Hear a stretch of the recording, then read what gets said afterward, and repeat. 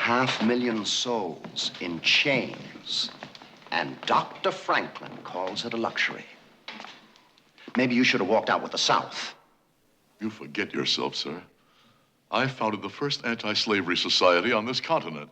Oh, don't wave your credentials at me. Perhaps it's time you had them renewed.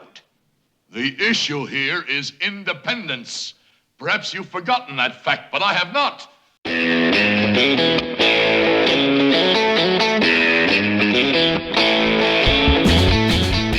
Hello and welcome back to the Cine-Files. We're continuing our exploration of the musical 1776 in honor of our nation's birthday, because we just passed the 4th of July. Yeah. Happy Independence Day, John. Happy belated Independence Day, Steve. Yeah.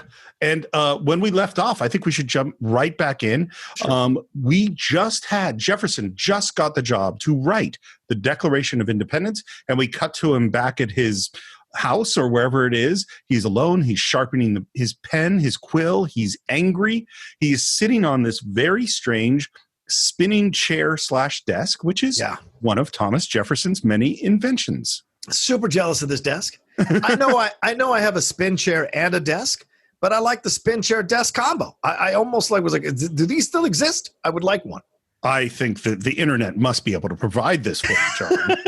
I mean, come on. I'll put it on my Amazon wish list for my fans to buy me one. But yeah, go ahead. And we cut to Adams and Franklin in a crowd. And I just have one ridiculous piece of trivia as they walk through this crowd. The pig that they walk by is Arnold from Green Acres.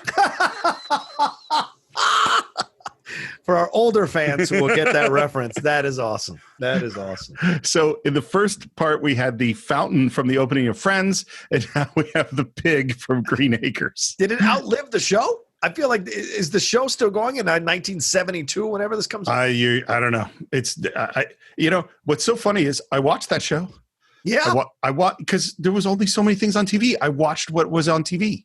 Yeah. And that was on. And then I watched Petticoat Junction. Oh, Petticoat Junction. Now we're going deep into the back of the resume there. Yeah, until 1971. So the pig outlived the show. The show. So he was out of work. This is an unemployed pig. You want to do a musical? Oh man, not a musical. Not another. So anyway, Franklin and Adams show up. They hear the violin music playing. Ah, Jefferson, are you finished? And Jefferson looks just destroyed. Yeah, dead. Yeah. And he hands Adams a tiny piece of paper. There comes a time in the lives of men when it becomes necessary to advance from that subordination in which they have hitherto This is terrible. Where's the rest of it? And Jefferson points out all the scraps of paper on the floor. A whole week. The entire earth was created in a week. Someday, you must tell me how you did it. That is a great joke. It is a great joke. That is a good joke. And we've built to that joke because of how everyone's been joking about Adams is such a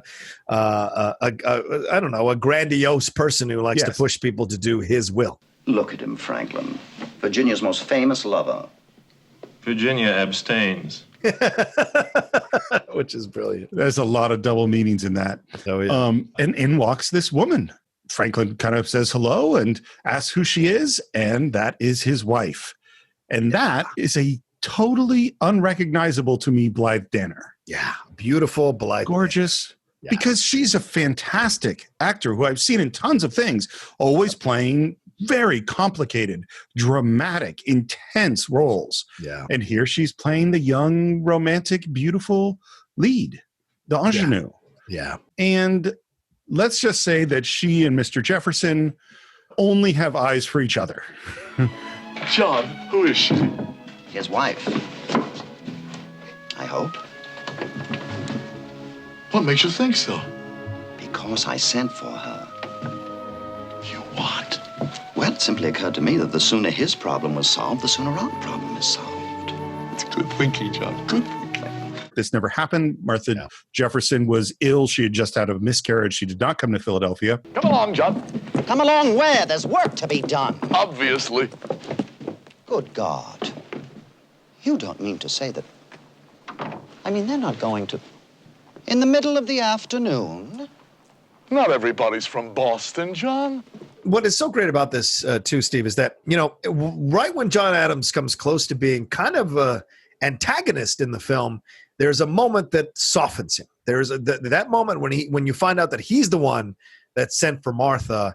It lets you also know how intelligent in the film, obviously, because it's not really John Adams, a version of him, but intelligent, how intelligent he is. Like, I know this guy, even though I just walked in and saw that this is the best he's done for a week, I already had an idea in my head that if the quicker we could solve his problem, the quicker our problem would get solved. So even with all the act he does about being upset about it, he also knows there's a backup plan, and that's Martha Jefferson. I think it's super important because I think it makes us like him. Yes. And it also shows this other side to him. And I think it reveals that the reason that he's so intense is that he's fighting for something really important. Yeah. Yeah. That if he wasn't, that's what's making him do the things he does. And by the way, almost all the people that John Adams supposedly dislikes in this movie, he liked. Yeah. Certainly much later on, he had tremendous conflict with Jefferson, which they resolved at the end of their lives.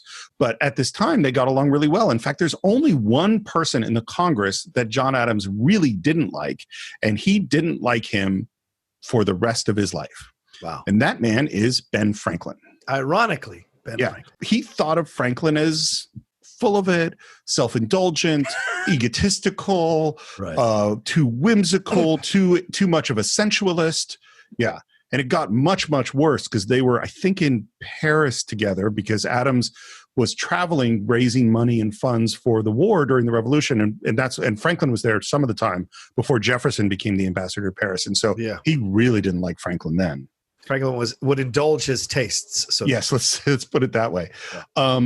And then the last thing we hear is the violin is playing, Jefferson's violin, and then the violin peters out. And Adams says, incredible. The way William Daniel says incredible should be put in a bottle and saved for all time. It's just incredible. Just the way he does it. I think one of the really interesting things that happens in this film is that because of the way they did it, we actually get a person who we normally just see as a supporting actor, a character player, playing the lead in a movie. Yeah, good point. And that doesn't really happen. And you get to see a kind of performance that we never get to see because he's great in this part. True. And then we have a moment between another kind of into soft focus, the same sort of trick we did before of Abigail and John speaking to each other in this soft focus and singing to each other. Because he's lonely. He says that, I'm lonely, because Ben turns him down, because in this rare moment of desperation from John Adams to have company, which we rarely see, it's kind of a lowering of the guard a little bit. It's like, what are you doing? John is alone. And you have Abigail, and she says, as long as you were sending for wives, why didn't you send for me? It's a damn good question. Oh, now don't be unreasonable, Abigail. Oh, now I'm unreasonable. You must add that to your list. List? The catalog of my faults you included in your last letter. Oh, they were fondly intended, madam. That I play at cards badly? A compliment. That my posture is crooked? An endearment. That I read and write and think too much? An irony. That I'm pigeon-toed? Oh, well, now there you have me, Abby. I honestly don't like this song that much. Oh, this is one that doesn't do it. It's Abigail's song, but yes, it's not one of my favorites of the musical for sure. Yeah. But it has very much the same structure. We are far away from each other. Through the soft focus, we come together, kind of walking in a field together. It's very romantic. They're side by side. And then as the song ends, again with the saltpeter, we separate them back out. Yeah. And now it's the next day, and John is waiting on the steps of Thomas Jefferson's place, and Franklin comes up, and then the window opens, and there is Martha Jefferson looking beautiful in the window. And I'm going to just say there is a lot of dirty old man stuff that's basically the structure of what's going to go on next. But she calls them out on it initially, right? Like she says, a man of your age it's unseeming.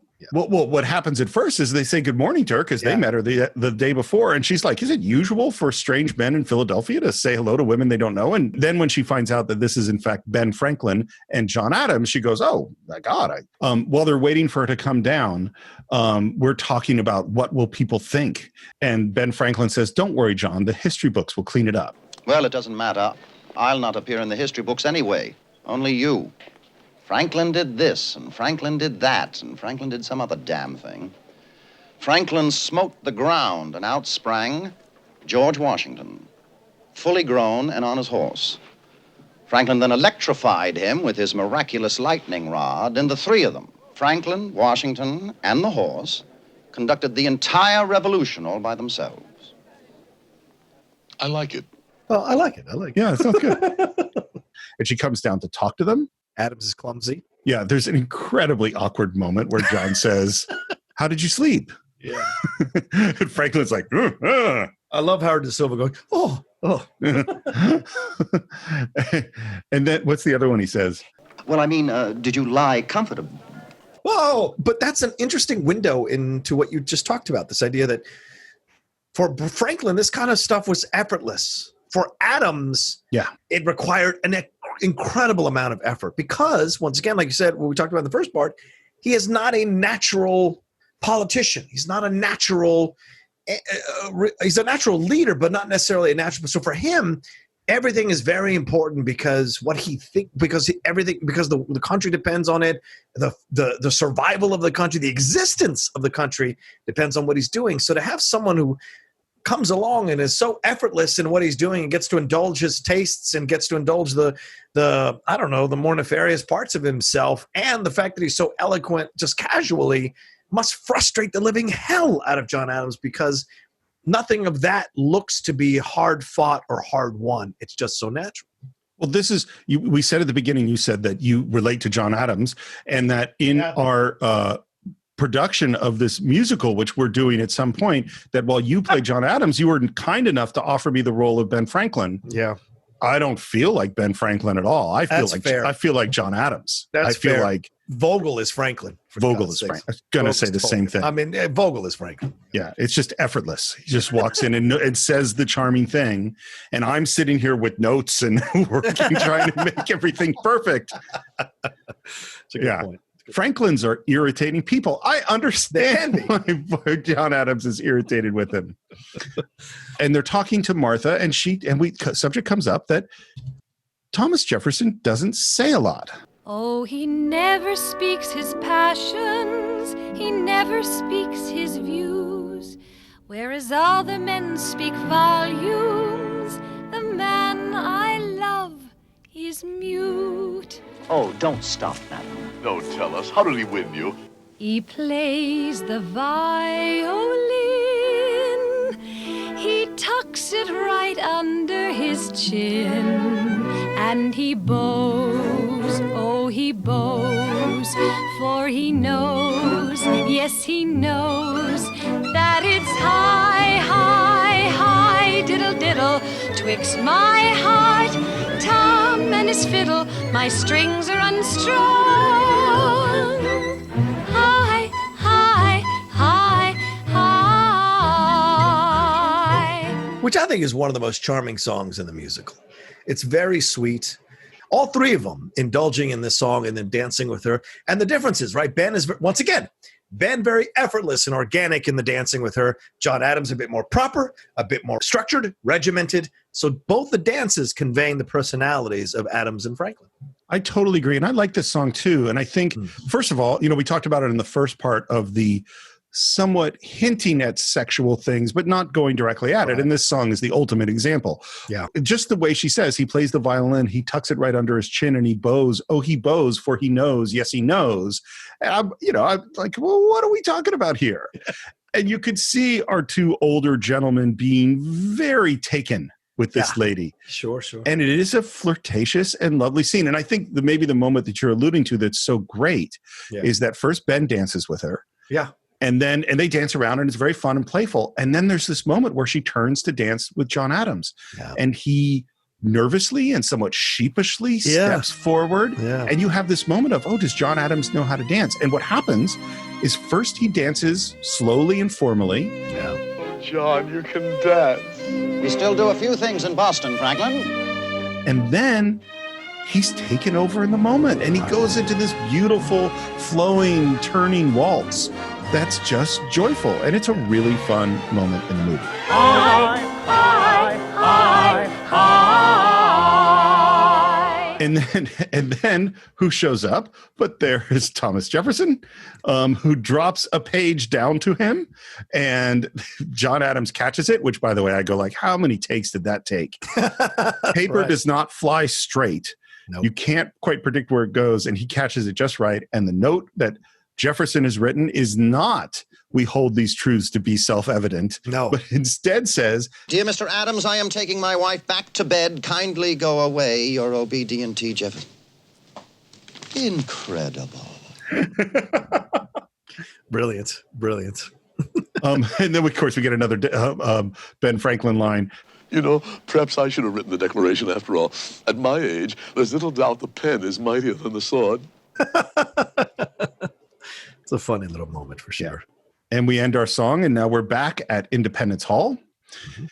There's a bunch of stuff that's going on. There's card playing. People are complaining about the heat. There's committee work being discussed. The camera is a big 360-degree camera move, and this scene was cut out of the movie. This was added back into the director's cut. Yeah. And you know what? I agree.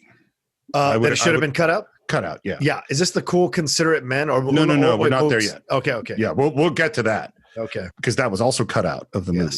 Yes. We'll definitely get to that. No, and what I would say one of the hardest things to do in art is to convey boringness without being boring. You know, so what this scene is about is we're not really nothing important is happening here. Yeah.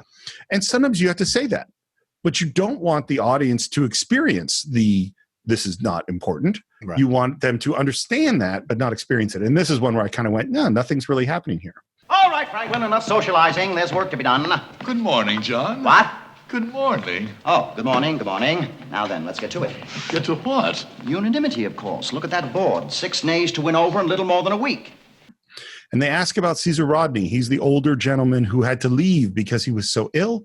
Right. And we find out that he is head home. And we're asking about some of the other people like Maryland and Pennsylvania and the South. And how are we going to get them? And we need to get them 1 foot in front of the other. Yeah. And there's even a moment where Franklin says, I believe I put it a better way. Never leave off until tomorrow. That which you can possibly... Franklin. This whole sequence of them going to each different person to Pennsylvania, to the Deep South, to Maryland, to try to persuade each of them is actually all one shot, including these whip pans. So wow. It's, you know, there's a lot of wonders in this movie that are subtle. And this is one of them. And part of this is you have guys that did this play on Broadway for a year. Yep. So they know how to do it. Yeah. Good point. And he's saying, look, Franklin, you got to go work on Pennsylvania. And Franklin goes, well, what good is that if you don't get the South? Right. And it's like, look, you worry about your problems. So Adams goes over to Chase, who's the representative from Maryland. And remember, he is the guy who said, I'd be for independence if I thought we could win. Right. And Chase is eating some food, which Adams, I think, picked some food off his plate. Yes. And as he's trying to convince the representative from Maryland that this war is winnable, he goes off on how incredible the Army is. He says, why, as chairman of the War Committee, I can state for a fact that the Army has never been in better shape. Never have troops been more cheerful. Never have soldiers been more resolute. Never have training and discipline been more spirited. And at that moment, in walks this soldier messenger. And Adams goes, oh, God. And we hear another terribly depressing dispatch from Washington, he talks about the utmost despair and disorder and confusion, and even that every able-bodied whore in the colonies have assembled in New Brunswick. There's an epidemic of the French disease. Do you know that, which of course is venereal disease, probably syphilis, and that the English called it the French disease, the French called it the English disease, the Germans called it the Spanish disease. Of course. Well, Mr. Adams, you're chairman of the War Committee. Do you feel up to whoring, drinking, deserting, and New Brunswick? And I love his the senator from New Jersey. He's like, there must be some mistake. I have an aunt in New Brunswick, and they just lose it. So it's very they say you must tell her to keep up the good work, which is so terrible. And Adams asked Chase, if you thought we could beat the Redcoats, would Maryland say yay to independence? Well, I suppose. No supposing. Would you or wouldn't you? Very well, Mr. Adams. Yes, we would. Then come with me to New Brunswick and see for yourself. That's which I get. Like, John's got to put his money where his mouth is at this point. Yeah. And I like to say, wake up, Franklin, we're going to New Brunswick. Like hell I am. What for? The whoring and the drinking. By the way, in early versions of the play, they went to New Brunswick. Oh, wow. So there were scenes where they're in New Brunswick. With prostitutes, and there was a whole song. Oh, shit. It's a long play. And what they said is that it was really cutting that made the play start to hit its rhythm. That's when they started to figure out what it really was. That makes sense. Yeah. And then Dickinson, our representative from Pennsylvania, is left alone, and we hear the bell toll, and then he goes into a song. Oh, say, do you see what I see? Congress sitting here in sweet serenity. I could cheer, the reason's clear. For the first time in a year, Adams isn't here. And this song is Cool, Considerate Men. Yeah. They cut this one from the film, and rightly so. I think it's a terrible song. I think the sequence is weird. It's weird. And it is blatantly political. Very much so. Right? Where at this point we've seen, because there's not another song where they go, let's turn to the left. It's just very political about the Republicans and about the right, about the conservative. And remember, this is what, 72? Nixon, Watergate's around this time. We see so much going on in the country at this time. So was this a shot? Hollywood shot? So to me, I like that they cut it out because it starts to make the play or the musical feel like it's leaning too much towards one side. And one of the things I enjoy about this film is what Ben Franklin says way later in the movie when he says, you may not like it, but these are proud men, the cream of their colonies. You may not like this, but we're going to have to learn to be Americans with them and include them. Whether you like that logic or not, it is a logic that bears weight. And so to me, this moment makes the film tip too far towards one side. And I never like a film that tips too far to one side politically or another. I like it when it's down the middle. Like The Contender is too much a liberal film for me. What's it, Lions for Lambs? Anything that's too far right or too far left, I just don't think is a good thing to do. The way I feel is that when the political point of the filmmakers eclipses the story, we're in trouble. Yeah, good point. It's like there's some movies like Grapes of Wrath is a liberal movie. Right. But that's not its point. That's the story it's telling. It's telling about poor people being abused by the system. And it stays true to that story. Yes, it doesn't try to sell you on a political point of view. It's telling a story. Right. You know who you have to thank for cutting this song out of the movie? William Daniels. Richard Milhouse Nixon. Really? Jack Warner took a print. They finished the movie. Yeah. The movie is cut. They're starting to strike prints for the release, and Jack Warner takes a print to the White House, shows it to Nixon. Nixon says, it's a great movie. I hate that song. You have to cut it. Jack Warner says, okay. Not only does he tell them to cut it, but he tells them, and the movie's already finished, so they have to take the movie back apart. It costs a lot of money to do this. He says, cut it out and burn every copy of that negative. Wow. And had this been Warner Brothers and Jack Warner that had his studio, well, that's what would have happened. Right. But instead what happened, because it's Columbia, they said, well, we're not really going to do that. They put it to their storage facility, which, by the way, is an abandoned salt mine. And the reason film is stored in a salt mine is there's zero humidity because film is really fragile. Come ye cool, consider it set. We'll dance together to the same minuet. To the right, ever to the right, never to the left, forever to the right. Let our creed be never to exceed regulated speed, no matter what the need. A couple other things about this song, because I agree with you. The first thing is it's anachronistic because they keep talking about always to the right, never to the left. Right and left in terms of conservative and liberal come from the French Revolution, which is 12 years down the line. Oh, good point. So these phrases did, but which is fine. I mean, there's lots of anachronistic You can get away things. with it, Yeah. But the real reason, and the other thing is it's not historically accurate. So Dickinson, the main representative from Pennsylvania, his objections to revolution had nothing to do with money. Yeah. He was a former Quaker, and he was very, very concerned about the potential for another British Civil War, that this revolution would tear England apart and that there would be another war like under Cromwell. And as his Quaker background is, he really didn't want there to be war.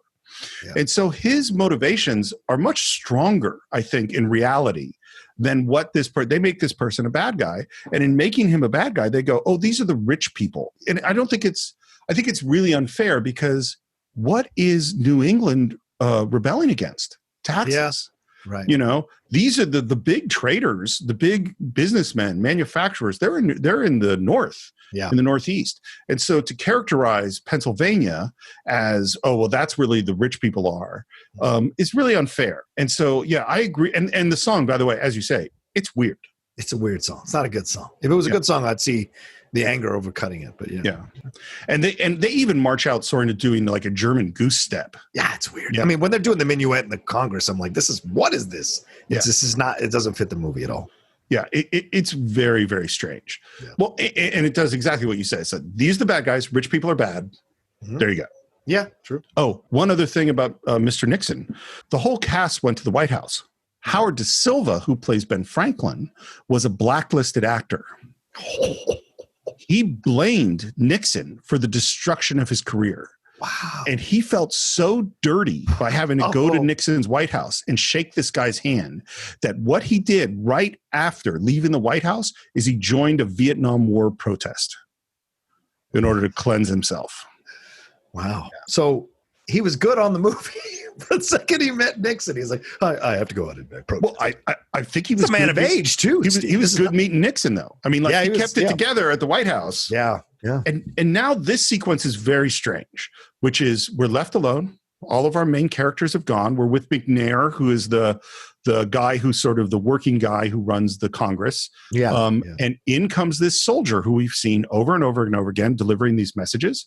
And we're going to have a scene with him. My friend, this is my favorite scene of the movie for so many reasons. But I know you're going to get into it. I just wanted to let you know. I was certain that it was. I knew as I saw it that this is because it's tonally, it's completely different. Yep. They ask him if he's seen the war, and he was at Lexington and Concord, and he saw two of his friends killed. And one mother found the body right away, and the other one had to try to find the other. And then we go into a song, which is about the plight of the soldier. My eyes are wide open, my face to the sky. Is that you I'm hearing in the tall grass nearby? Mama, come find me before I do die. Hey, hey, Mama, look sharp. Yeah, Steve, this was my audition song for quite some time for musicals because it's such a tender song. It's such a beautiful song, and it builds slowly. And I don't know, man. Even before, even before I served, I think I'd seen this movie before I got in the military, and then after I was in the military, this song carried so much resonance.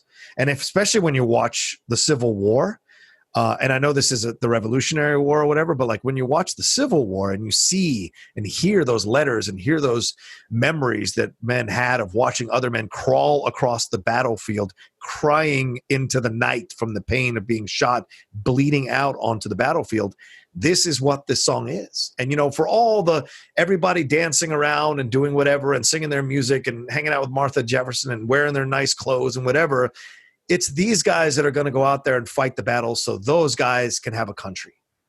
And yes, the guys who are fighting the battle will have a country as well, but they're the lives that are being sacrificed on that battlefield.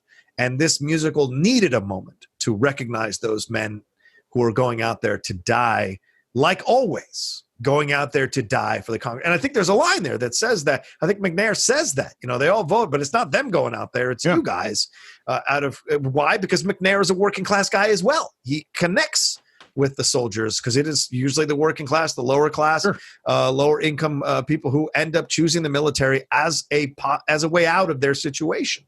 It's a guaranteed job. If you stay in it, keep yourself clean, you can do 20 years and get a pension. A lot of people go in because they have no other job opportunities in their lives. And so you see that. And so, but sometimes a war breaks out and their lives are sacrificed in that effort, you know? And so this song just kind of carries so much. I never not cry. Never not cry. There's just something about what I close your eyes, my Billy, those eyes that cannot see. And I'll bury you, my Billy, beneath the maple tree. And never again will you whisper to me, hey, hey, oh mama, look sharp. Hearing the mother singing to the dead body of her child. It's just, oh man, it's just heartbreaking. And I love it. And the way they shoot it, I mean, all credit to the director. The way they shoot it in black with the slight spotlight on each one as they sing. And it's shot very much like you would see it in a stage play, yet it does work cinematically for the effect you want from that song.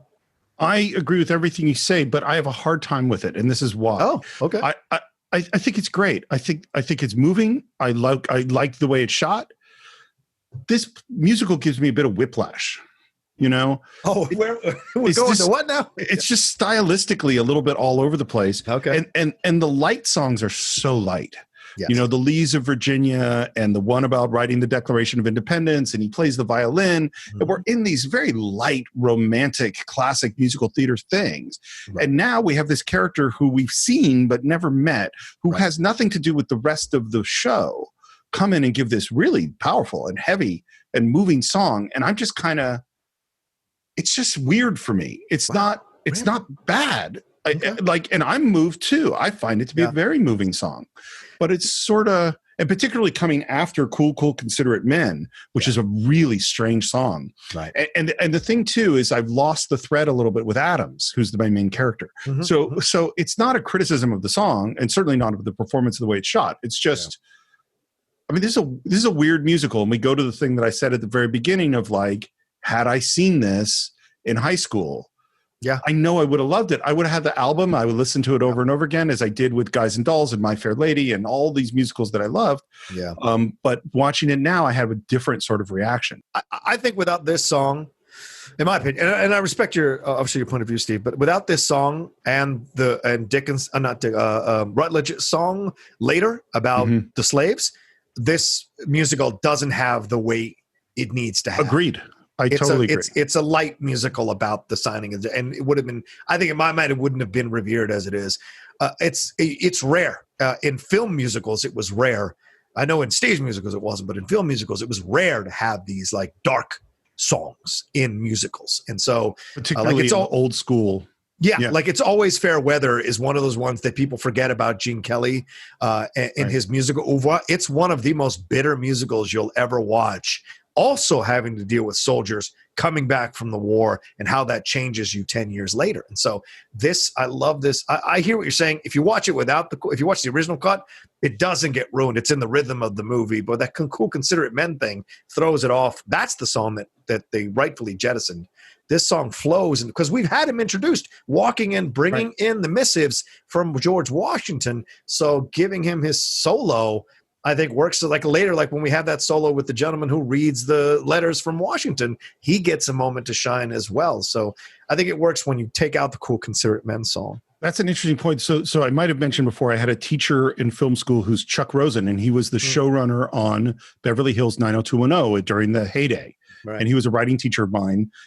And he said, one of the great things he said is, if you're having problems with a scene in writing it, the problem probably isn't the scene. The problem is the scene before. Is that you haven't set it up right, and that if you set it up right, then it's better. And that's kind of how I feel in this. Is I think you're right. If we had taken out Cool, Cool, Considerate Men, then I would respond better to the song. It's not that I don't think it's great. I do. It's weird, in terms of how the movie is structured. It's also why I always fast forward. I saw it once. Cool, considered men, and I have never watched that number again. I always fast forward as soon as that scene starts to get to the scene with this soldier. Well, you heard it here first, Cine-Files. You could skip it. Absolutely. And yet I will say don't skip it because you need to look at it because as a Cine-Files, you need to sometimes you have to understand why something doesn't work. Yeah, true. You know, very, very true.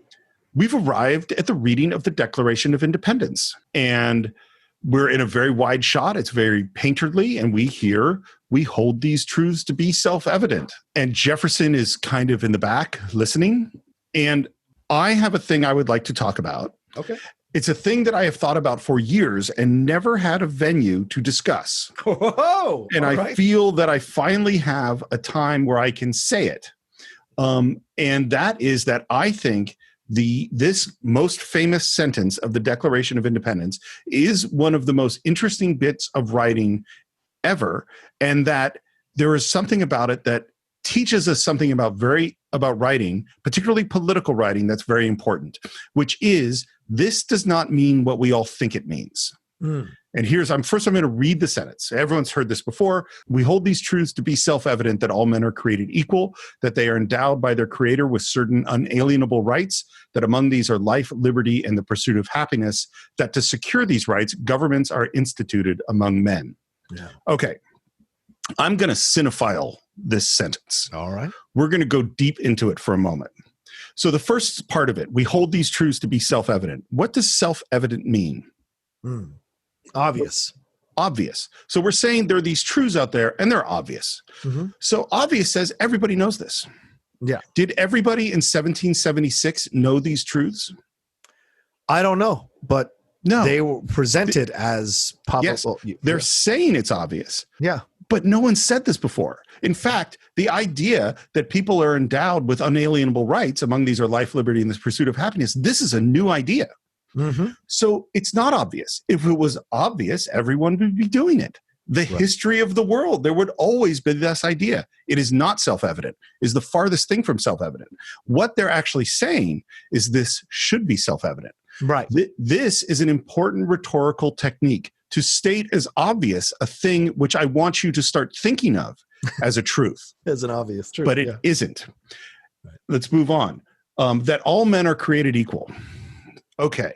Is that, first of all, obviously not self-evident in any way in the history. Yeah. This is not self-evident. And what do we mean by created equal? How do we define that? Are they all people are exactly the same? No, no one thinks that.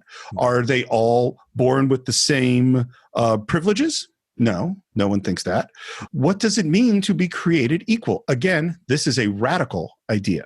So it's a socialist idea that all of us are created equal. Well, this is one of the great debates is that, well, does that mean we should all have the same stuff? Right. And in fact, yeah. And it's like, I take it to be that there should be some equality of treatment by the government and equality of opportunity. But it's a vague phrase. So now we've said that there's this thing that's self-evident, everyone should know this, that's never really been considered as part of the world that I'm now putting out there. And then the next thing I say, they are endowed by their creator with certain unalienable rights. Right. What does unalienable mean? Well, Adams is going to speak to the printer about that. But yeah, I know. Unalienable or inalienable has always meant to me can't be touched. Right. Can't be changed, can't be hindered in any way. So the creator, God, or whatever we're going to say that is, has made it so that we have rights that cannot be taken away. Right. Have these rights in the history of the world been taken away? Well, yes. Constantly. Right. If the rights hadn't been taken away, we would have no need to have this revolution in the first place. Sure. The whole point of the revolution is that you have taken away these rights. But I'm saying these rights are unalienable. Again, it's a rhetorical ploy. What I'm actually saying is it should be obvious that you shouldn't take away these rights. Right. Right. And then we say what the rights are: life, liberty, and the pursuit of happiness. Obviously, life. The right to life has been taken away over and over again. Liberty has been taken away over and over again. Yep. People have been prevented from having the pursuit of happiness. All of these are alienable rights. Yep. And then the last thing, that to secure these rights, governments are instituted among men. Now we're saying it's obvious that the purpose of government is to secure these rights that we've never really even talked about before. Yeah. And so what we're saying, and that's why I think this is such an amazing sentence, is that what it sounds like we're saying is, here's a bunch of obvious truths. None of the truths are obvious. We are actually saying, this is what I believe that you should believe. Yes. And we're framing everything in this Declaration of Independence based on this sentence that is completely unique in writing. Yeah. Yep. That is this me cinephiling one sentence. Totally respect that, man. Totally respect. I think it's a remarkable piece of writing. And just the one last thing I'll say is that frequently, particularly in political speech, we are not saying what we think we're saying, or we are not saying what you think we're saying, because we are trying to persuade. We're trying to shift your mind in some way. And this sentence, we hold these truths to be self-evident, is an incredibly powerful shifting of your mind. Yep. All right. Back to Congress. Maryland has been impressed with what happened. And am I understanding it correctly? He just saw the soldiers shoot a bunch of geese? Yeah, he saw them mobilize and come together in perfect formation and shoot a bunch of geese. So if it's possible for them to do that, then they might really have a shot against the British Army. I think that's so lame. Well, Steve. I mean, it's just so like... Samuel, was it difficult to impress Samuel Chase? I don't know. He was a young man, and he was for revolution the whole time. So there you go. Oh, so then it was. So this was just added for the. Yeah. What I don't like about it is that he set up probably the best objection to independence of anybody. Right. Look, I want it. I don't think we can win. This is the most powerful army in the world. Yeah. And everything Washington's saying is we're fucked. Yeah. Is that if he had gone up and met with George Washington and come back and said, I believe, or gone up and seen them do something, which they were doing. They did do impressive things at this time. Why have it be a silly thing? Why have it be a joke? I don't understand. Like, really, I've never taken it that way because Chase is presented as not the most intelligent guy, certainly given into his gluttonous desires, which, of course, in 2020, you wouldn't shoot it that way. But he is given into it because John Adams makes a couple of comments about his size and about his desire to eat all the time. Sure. Says stuffing his face. So he's presented as a bit of a comical character, a simple character. Yeah. So even though he has that great line where he says, like, face facts, John, the British are just too powerful. Him seeing this situation, because of the way it's been presented that they're both going to go and that maybe John Adams will change his mind, we see him be impressed by the fact that these guys can get together and shoot a flock of geese. Maybe they can shoot a bunch of British soldiers. It's not necessarily that far out of the realm of possibility because of the way they've presented the character and the way that actor has portrayed the character. Well, and you who've seen it many, many times, it's never hit you. And so it's working for you. Not so, once. For me who's seen it the first time, I'm like, I bet they could have done something better. That's for fair. me. Fair. John Adams sees Jefferson, who's anxiously listening to them read the Declaration, and he says, nothing to fear. It's a masterpiece. I'm to be congratulated. You? For making him write it. And then we go into the song, The Egg. Oh, this is a great song. For us I see immortality in Philadelphia city. A farmer, a lawyer, and a sage. A bit gouty in the leg.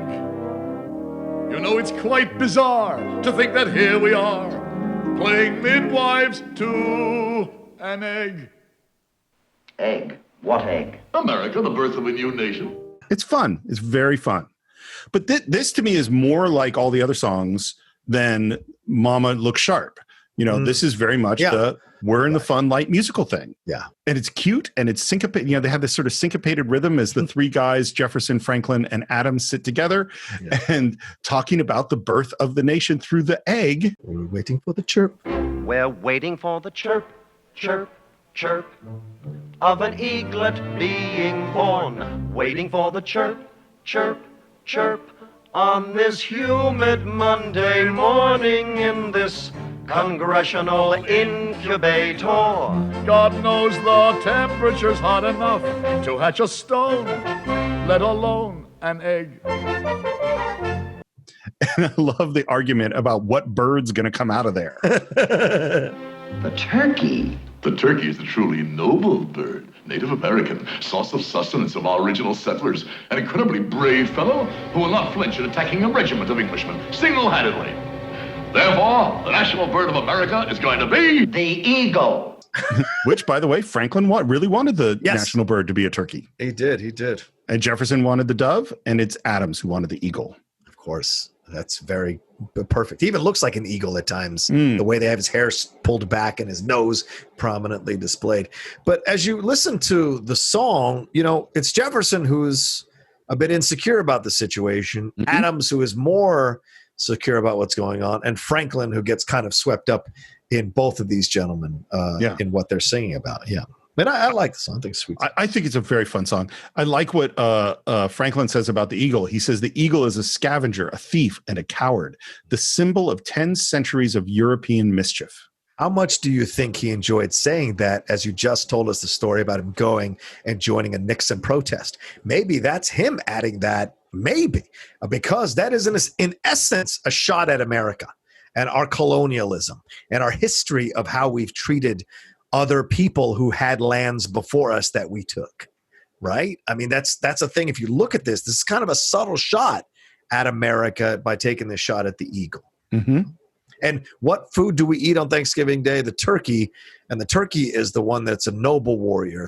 It's fought for but that's the one we sacrifice to fill ourselves. So there could be subtle things going on here in this scene, subtle little shots that you might miss. Well, 100%. And the turkey is a Native American bird. And what Franklin describes that we discussed in the previous episode is that Americans are a new species. Right. They're different from what came from the old country. Mm-hmm. They're tougher, they're scrappier, they're more violent, more aggressive, more plain spoken. We're a bunch of turkeys, John. I don't know. Jefferson thought we could be a bunch of doves, but that's the aspirational nature of Jefferson for sure. And just as Tom here has written, we say to hell with Great Britain, the eagle inside belongs to us. And as they finish the song with a big sort of finale that's a lot of fun, we hear the end of the Declaration of Independence. And for the support of this declaration, we mutually pledge to each other our lives, our fortunes, and our sacred honor.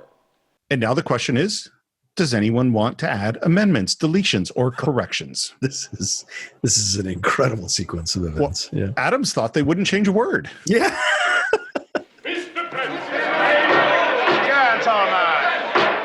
Gentlemen, please! There's all sorts of stuff from the mentions of how the Scottish mercenaries are portrayed. There's no mention of divine providence. We talk about trial by jury, and some colonies have it and some don't.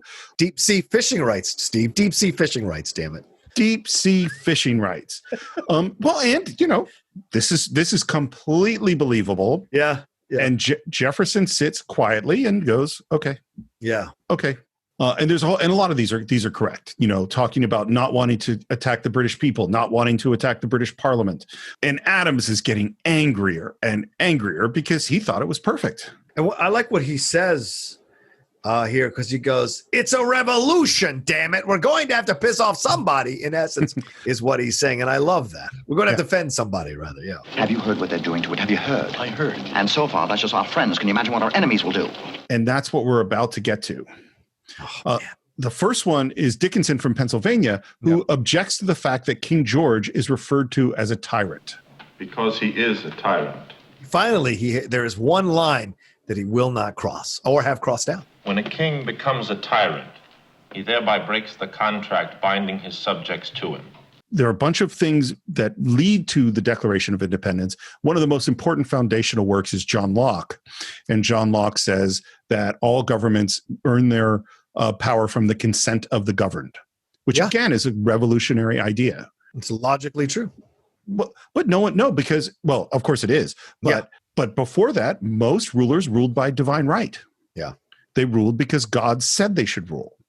And this is a different idea. No, that's that line in that to secure these rights, governments are instituted among men. That connects to John Locke. It also connects to John Stuart Mill. Rights that came from him in the first place? All except one. The right to be free comes from nature. Again, this relates to the first line of the Declaration of Independence. Right. It's also interesting that Jefferson was not religious. He was a deist. He actually wrote a version of the Bible that removed all magic and mentions of God. Wow. Yeah. Wow. And so it's interesting that he says he didn't say it came from the creator. He said it came from nature. Yeah. It's a very interesting thing. The founding fathers were not unified at all in terms of religion.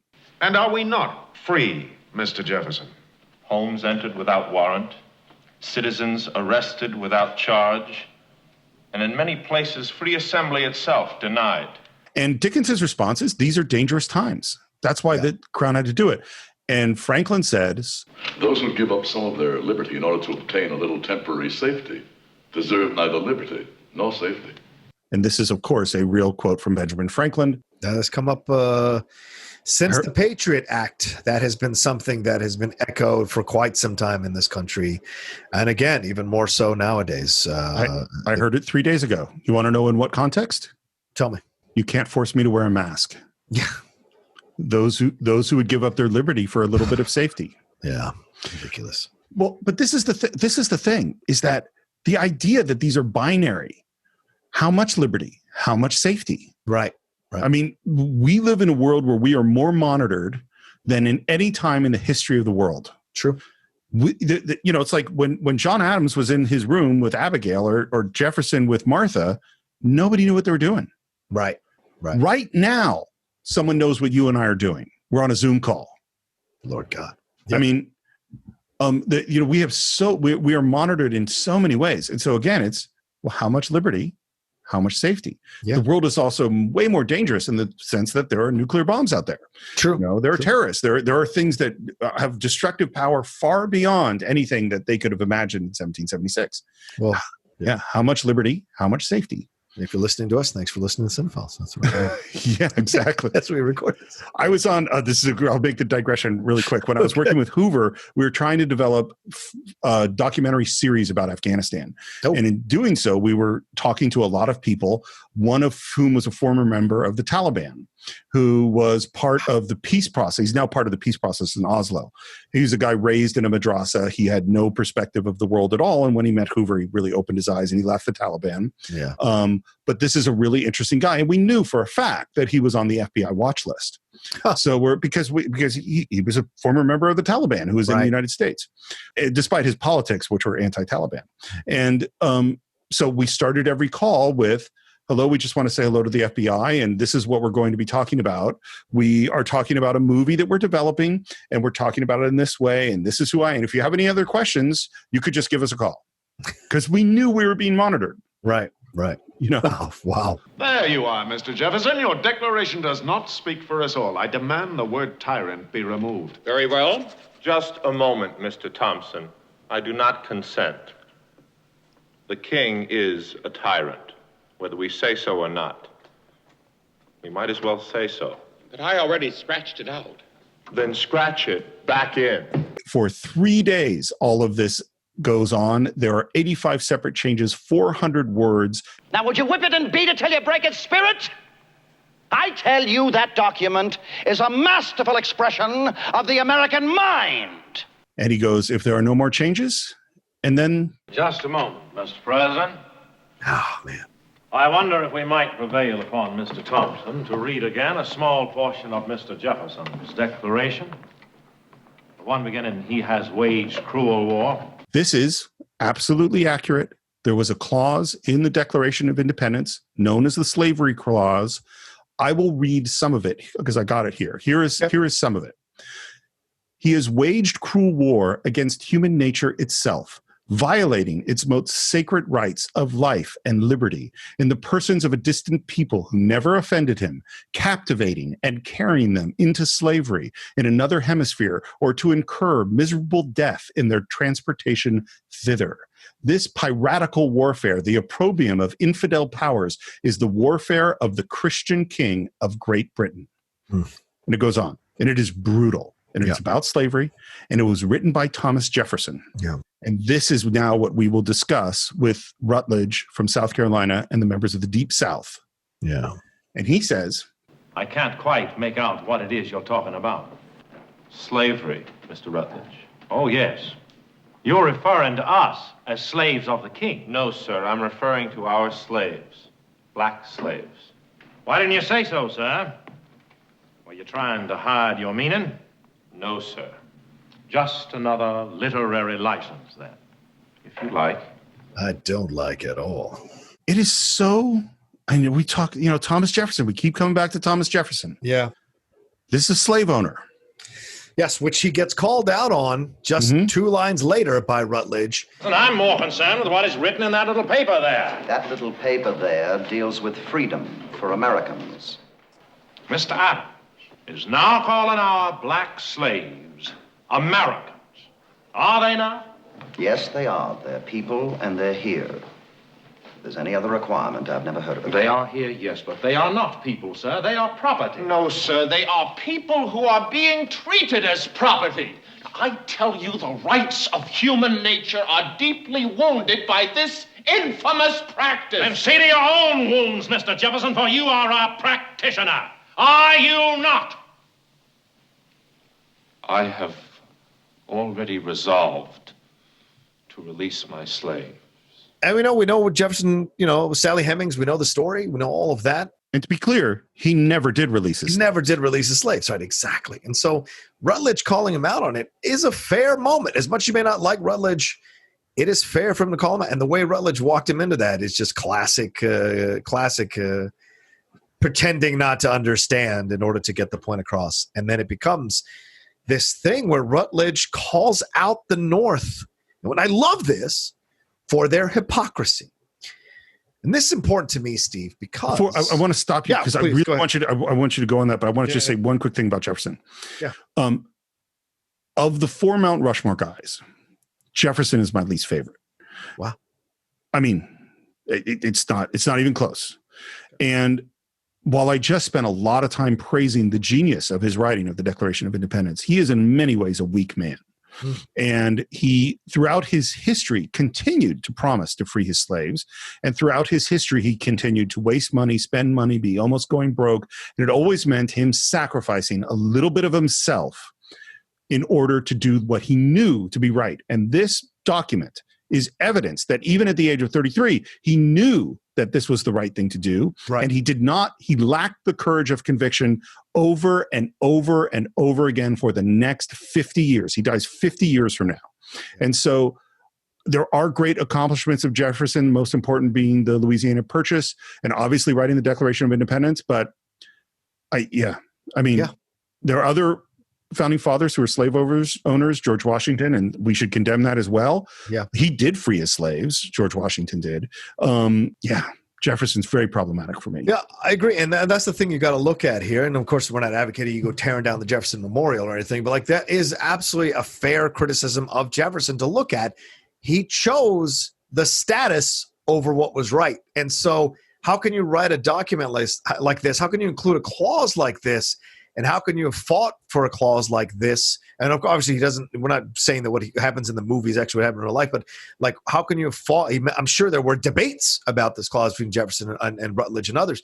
How can you fight for this and yet still be so unprincipled, and that's correct, unprincipled, as to not follow your own words in how you do this and to put yourself in a position where you had to free yourself, where you made yourself free the slaves and said, I will find a way to survive some other way. Yeah. But bad decisions, bad money usage, all of that caused you, because you always had that back. It's almost like a child that's never grown up. Yes. I have that backup plan if I need to. I may feel bad about it, but I'll get over it because I'll be able to maintain my status in society. And no one's going to call me out on it enough. No one's going to make it to the point where I feel completely guilty and have to get rid of my slaves. So it's a terrible situation. And I agree with you, Steve. It is a weakness. It is a weakness in him. For as much as we love him and a founding father and all of that and respect his intelligence and his writing,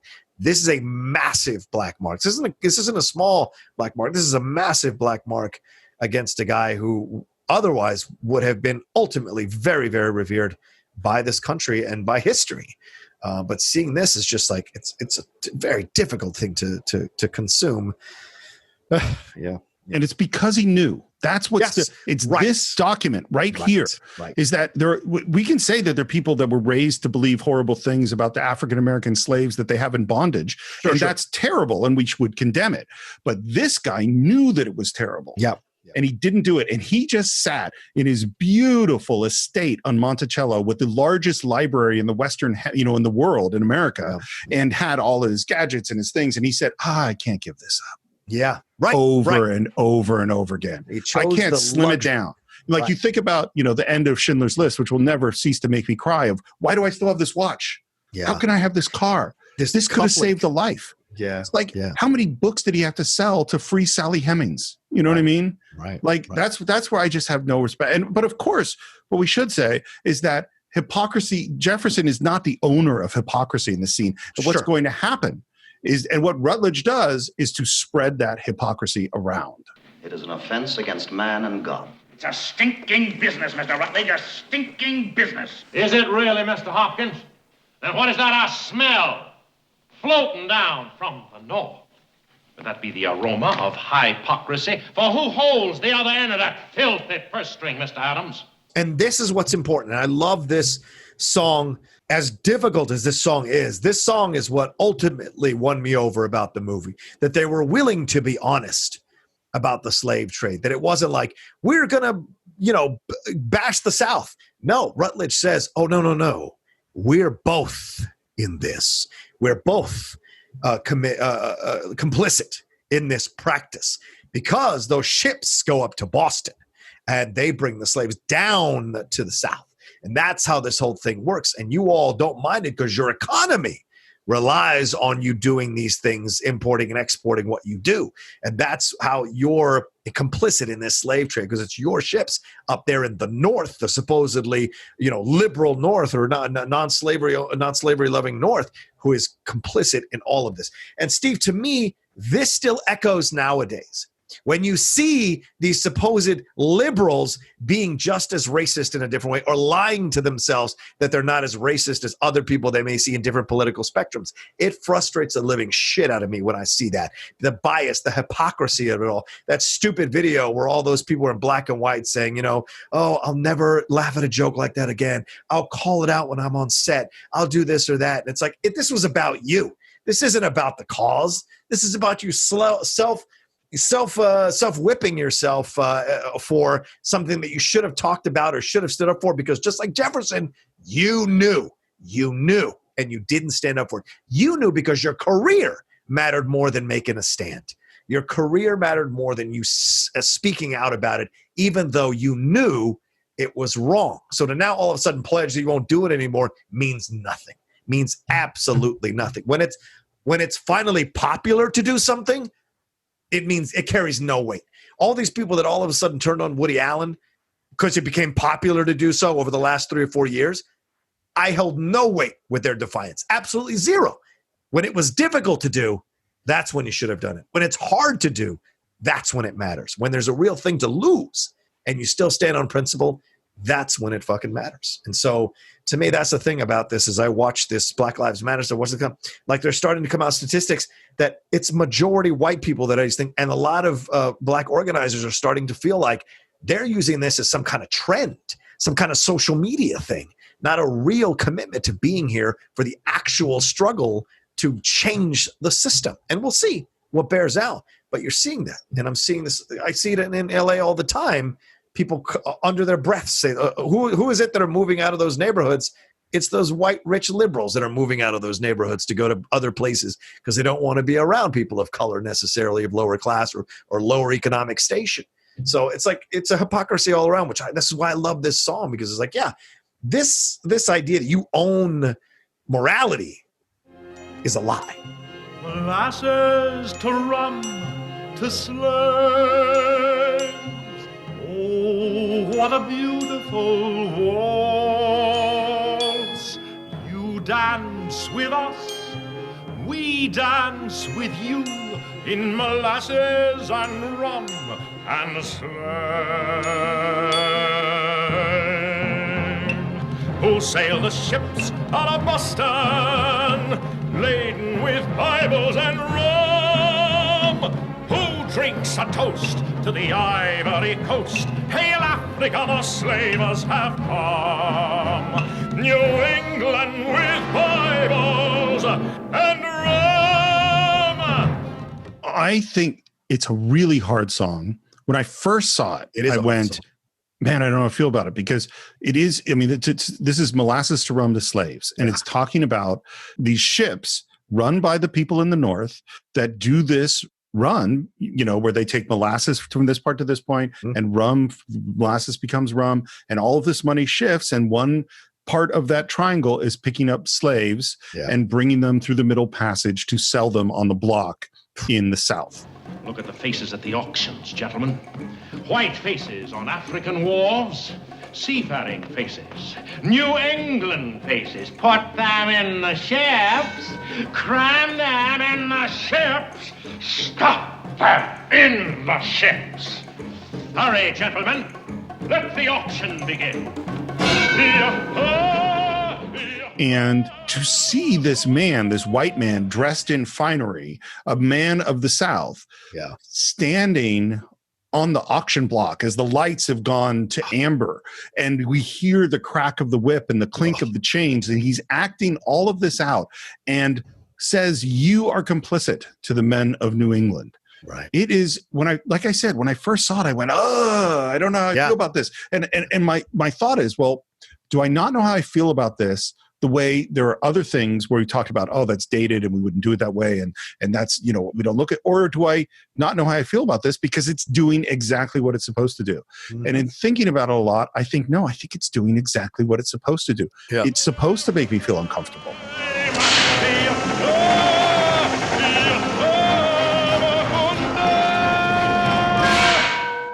For the love of God, Mr. Rutledge, please.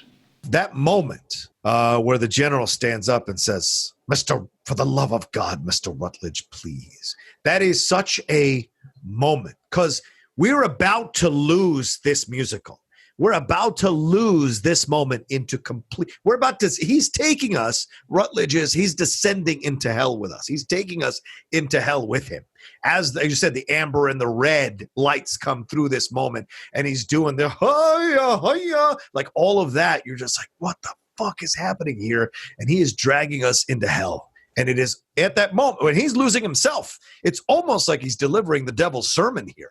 And he, like a preacher for the devil. And in that moment, he is stopped from taking us all the way down into hell, or in my opinion, I know you're an atheist, but into the lower regions. I think that's exactly what's happening in the film at this moment. And it's so when he stopped, you're stopped, because if you're transfixed by that song, you're just like, oh my God, where are we going next? Because I can't take my eyes off this, and my ears, I can't stop listening to this. And then he gets stopped, and he brings it back. Well, and this moment of, for the love of God, Mr. Rutledge, please, that is a moment of, please stop forcing me to face my own hypocrisy. Fair. You know? Well, and this is so here, let me give you a little bit of statistics at this moment. The first thing that's really important, because we think of the Civil War. The North are against slavery, the South are for slavery. Slavery was legal in the North. At this time. 1/5 of the population of the colonies at this time were slaves, people in bondage. More than half the delegates owned slaves, including not John Adams, but other ones from the North. It was a common practice in the North to either have slaves or hire slaves from someone else to work on your farm. Adams never did that. He refused to do that. The movement toward abolition did begin in the North, but it took a long time. In 1700, a Massachusetts judge named Sewell condemned slavery. He said that this is abomination, and it is a catastrophe, and it is a blight. So we go like, this guy figured it out. Judge Sewell was the judge who oversaw the Salem witch trials. Wow. And the reason I wanted to bring that up, because it just struck me so powerfully, is that there's no black and white here. This is gray. Okay. And that's what this song is about. Is that we want to cast people of, these are the good guys, these are the bad guys. It's not that easy. Just like with Jefferson, just like with Washington, more than half of these delegates own slaves. So do we say they're heroes or villains? And I'm like, no, this is complicated. It's something that came up over and over again when we did the Civil War documentary, is that we want to believe that the people on our side are not only morally right, right, they're competent, brave, that they have all the valor, all of the good qualities that we want. And when you look at the Civil War, man, that's not true. Right. Like there are characters who are some of the great soldiers in American history who are horrible people, like Nathan Bedford Forrest. And there are soldiers on the northern side whose morals we might like, but we're shitty soldiers. And there are other ones who are complete assholes, like Phil Sheridan, who, after being an incredible cavalry commander in the Civil War, went off to fight the Indians with Custer under him. It was Terry said, the only good Indian is a dead Indian. This is, and you think too, again, we continue to cast the South is where it's racist today. Yeah. When Martin Luther King went to Chicago, he said he's found more racists in Chicago than he ever had in Alabama. and if you read Isabel Wilkerson's incredible book, which is the Sons of Northern, I just drew a blank on its name. It's the book about the African-American migration to the North, out of the South and to the West. And what it's really about is they found all sorts of racism. But the hard thing was that the racism in the South was out front. It was obvious. Right. When you got to California or Detroit, well, it wasn't so obvious. You didn't know where you couldn't go. Right. You know? And so again, like we continue to cast this stuff as these are where the good guys are and these are where the bad guys are. And what I like about this song and the moment in the show is like, no, we can't do that. That's not reality. Mr. Adams, I give you a toast. Hail Boston! Hail Charleston! Who stinketh the most?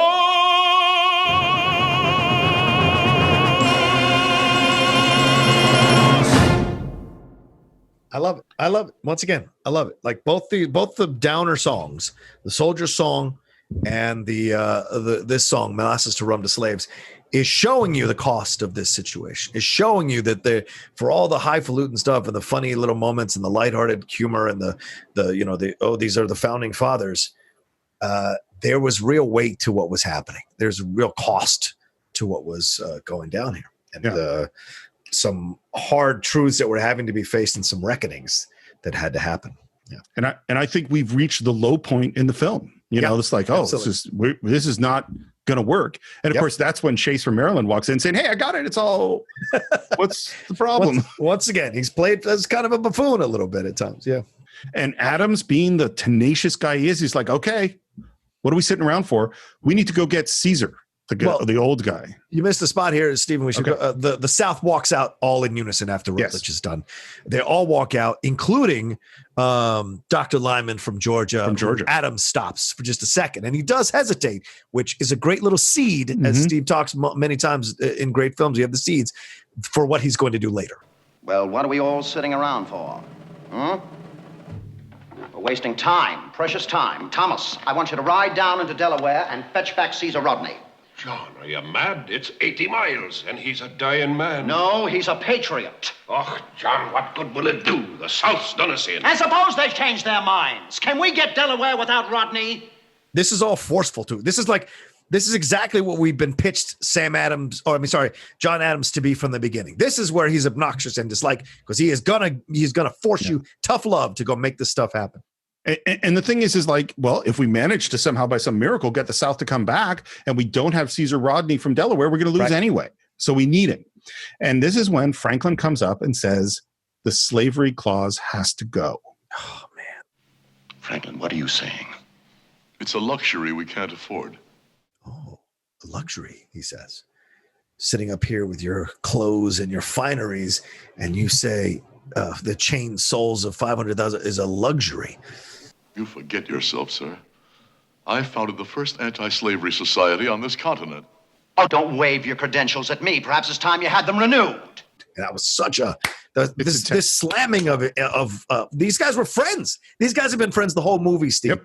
And this is the moment where the reality of the cost of the sacrifice of making this nation comes to bear. Two little bits of history.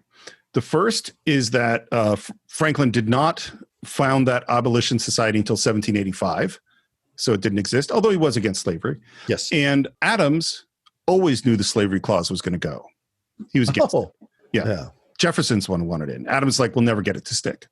Wow. But it was funny. We just did an Outlaw Nation where we were talking and someone asked the question about historical accuracy in films.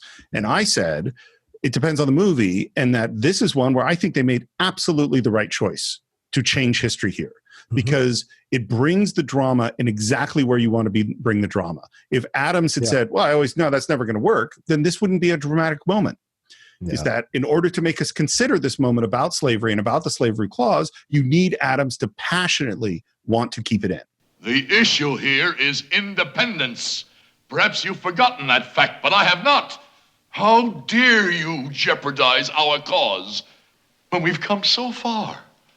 These men, no matter how much we may disagree with them, are not ribbon clerks to be ordered about. They're proud, accomplished men, the cream of their colonies.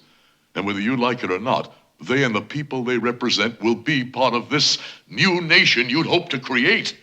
Now either learn how to live with them or pack up and go home. In any case, stop acting like a Boston fishwife. And that scene ends at a pretty dark moment. Yeah.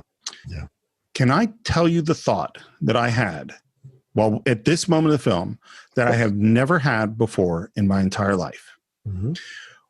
When I went to school, and I'm sure you were educated the same way, we were told a certain narrative about the history of America. Yep. And the narrative was based on the idea that America was a good. Right. That it was good that we made America. Right. And that Franklin, the name that I was taught about him is that he was the great compromiser. Right. That Franklin was the person who made both this deal happen, and in the Constitution, he made two big compromises. The one compromise was between states' rights and popular federal rights. And so he is the one that created the way the split between the Senate and the House of Representatives work and the Electoral College so that less populous states wouldn't be overwhelmed by the more populous states. That's one of the compromises. Yeah. And the other great compromiser is that he is the guy that came up with slaves are 3/5 of a human. Wow. Yep. And what I was taught, the lesson I was taught was, we don't like that. It was bad. But if we hadn't done it, there'd be no America. And so it was good that we did it. Mm-hmm. Here's the thought that I had at this moment in the movie that I've never had before in my entire life. Right. Was it good? Was it good that we have America? I think that's, at the end of the day, the question that the musical can leave you with is like, was the sacrifice, like if you're a African-American person, a black person watching this movie, do you hate this moment? Do you hate this moment that these supposed men of principle were willing to back down, were willing to accept this as the cost of creating a nation, which really, Steve, we're still fighting that battle. We are still in 2020 fighting the consequences of that decision in this country, from the Civil War to the civil rights riots. By that I mean the way the hoses were turned on the civil rights protesters, to what we see now in Black Lives Matter, what we've seen multiple times in the systemic racism, as you pointed out on the Outlaw Nation show, the statistics of what we see, how disenfranchised Black people are in this country, African American people are in this country. We are still paying for the consequences of that decision. The ramifications of that decision are still echoing throughout history. Let me throw this at you. So this is 1776. Yeah. It is 89 more years after a very bloody civil war that the slaves are freed, 1865. Yeah. In England, the slaves were freed in 1807. That's 58 years earlier. Yeah. If we hadn't had the Revolutionary War and declared independence, would we be Canada? That's a good point. I don't know. And it's so weird to me because like I said, I was raised that America is a good, right? Full stop. Right. And even though we might be critical of things that America did, that as a whole, it was a good. And it was so weird. And I'm a patriot, as I know you are. Yes. I love the American story and always have, and love American history and always have. And to have this moment at this time in 2020, while watching this musical, where I went, wait a minute, what would we have been, right, if they didn't make this deal? It would have essentially been two separate countries, which is what it sometimes feels like, to be honest with you. Or maybe England would have freed the slaves, And this, we wouldn't, who knows? I don't know what we would have been, you know? I mean, we wouldn't have gotten the Louisiana Purchase because they were at war with France, and that's why Napoleon needed the money to fight the English. You know, like there's a whole bunch of things like, well, then that wouldn't happen.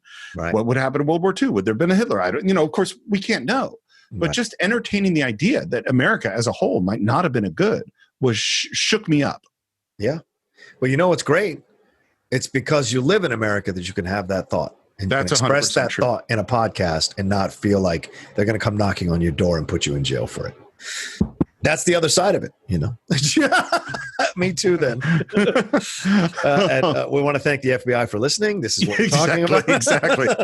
And now we're up at the bell tower, and we have the moment with Abigail. Yes. And he's at his low point. Abigail, what am I going to do? You don't usually ask my advice. Yes, well, there doesn't appear to be anyone else right now. The entire South has just walked out of this Congress. George Washington is on the verge of total annihilation, and the precious cause for which I have labored these several years has come to nothing.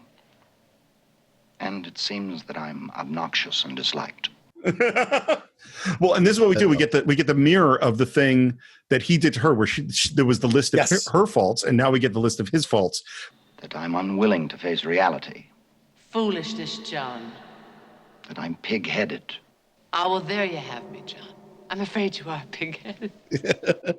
And Abigail essentially does the Adrian from Rocky thing, which is that she gives him the key to fight. And that key is the word commitment. Have you forgotten what you used to say to me? I haven't. There are only two creatures of value on the face of this earth. Those with a commitment and those who require the commitment of others. And that is the thing that gives him the resolve to go back downstairs and go back into the fight.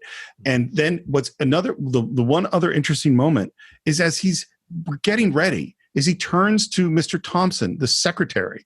Out of curiosity, do you stand with Mr. Dickinson, or do you stand with me? I stand with the general. Well, lately, I've had the oddest feeling that he's been writing to me. It's a really, really interesting moment. I do want to touch on one moment that we missed where everything feels lost. And John Hancock stands up and says, I'm still from Massachusetts, John. You know where I stand. I'll do whatever you say. No, you're the president of Congress. You're a fair man, Hancock. Stay that way. And it's the first time that Hancock, after having run this whole thing, actually removes himself from his position and becomes a Massachusetts man next to John, and is willing to maybe sacrifice his position. But even John understands in that moment, when you do that, you lose the ability to be impartial, and that is a lost cause overall. The Congress would be a lost cause with an impartial person, or without an impartial person in charge of it. So I think that's a really important moment. And of course, that connects to what he said earlier when he agreed that it should be unanimous, because no state should be in here unless it agrees with independence. All of it, the decisions he makes throughout the movie, are quietly some of the best decisions throughout it. So, and that leads us into this: does anybody care? Yeah, but I love the way he sings "Is Anybody There?" It's very reminiscent for me of the sequence of Rent, when it's "Will I Lose My Dignity?" "Will I Lose My Dignity" is a self-reflective song about, confronting the idea of having AIDS and how you will die from AIDS once you get HIV. Or HIV will lead to AIDS and how you will die. Will I lose my dignity? Will I lose, what they sing about? The same thing here. It both are calls for connection, safety, reassurance. He's saying, is anybody there? Does anybody care? Is anybody there? Does anybody care? Does anybody see what I see? He feels lost. He feels despondent. He feels like the only one left who understands the price or the importance of what's happening here. It's funny. Again, this is a song I didn't like. Yeah, okay. It's too much. It doesn't. And this is the thing, is it comes after the commitment moment with Abigail. Yeah. Is that I feel like we resolved his thing. Yeah. When she says commit, if we had this moment before if he was left alone after the Franklin argument about slavery and cutting the claws, and we had this scene then, and then he went up to the tower and had the moment with Abigail, I think it would have been much stronger. Yeah. That's just me re-editing the film. Does anybody see what I see? Yes, Mr. Adams. Dr. Hall, the representative from Georgia. I do. And in trying to resolve my dilemma, I remembered something I'd once read. That a representative owes the people not only his industry, but his judgment. And he betrays them if he sacrifices it to their opinion. That was written by Edmund Burke, a member of the British Parliament. And he goes up to that big board and he slides Georgia over to the yay side. How many of our politicians would benefit from that, regardless of political affiliation, would benefit from that? Those lines that are just uttered there by Dr. Hall from Georgia. The idea that you elected me because you trust me as your representative, trust my decision-making process. Do not make me a slave to your whims, to your opinion. Trust that I will make the right decision because you elected me to make the right decision. And that used to be the unwritten contract, the unwritten understanding between representatives and their constituency. And now it's like, no, do what I want you to do. You're basically a puppet. My hand is up your ass and just do what I tell you to do, as opposed to trusting that they have our best interests in mind. Well, this is if we can trust them. Fair. You know, but then we it's systemic that we can't, because people who go into politics nowadays rarely go into politics because they have to, because they want to make a better country. I think that's becoming rarer and rarer. I think it's maybe they did at the beginning, you know. Yes, at the beginning, but I don't think they do. I mean, necessarily now. I think the equation is very complicated because I think the pressure, like one of the pressures is to be a slave to the people. I actually don't think that's what's happening as much. I think they're a slave to the party. I think frequently fair enough. They have to vote the party line with the party, because if they don't vote the party line with the party, they can't get anything they want. Yeah. Because there's some areas they're not listening to people at all. There are certain things that can never pass that are basically supported by 80% of the population of the United States. Good point. You know, so there are a lot of things where it's like, yes, I want them to use their own personal judgment. Sometimes I want them to listen to people. The big one I don't want them to do is vote in lockstep with a party, regardless of their convictions. Right. We tear off to July 2nd, and now it's time for the vote. And in comes Delaware and Caesar Rodney, and everyone rises. Yeah. He's obviously quite ill. And we have the vote. New Hampshire, yay. Massachusetts, yay. Rhode Island, yay. New York abstains. Courteously. New Jersey, yay. Pennsylvania, they confer. And this is Franklin, Dickinson, we know, on opposite teams, and Judge Wilson, who has been just Dickinson's toady this whole time. Delaware, where one guy was against independence, and the fact that Caesar Rodney is back means they have a 2-1 majority, and he votes yay. He is the hero. This elderly, ill, dying man uses his last bit of energy to save independence. Yeah. Ready for history? Oh, no. He was 47.